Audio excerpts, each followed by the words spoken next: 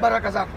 Na kutabiria kwamba ndani ya mwaka huu unaenda kupokea jamoyo wako katika mambo yote unayohitaji ya halali, katika mambo yote unayohitaji ya halali, kazi zote za halali, biashara zote za halali, kazi zote za halali, Mungu akupatie katika jina la Yesu Kristo wa Nazareti.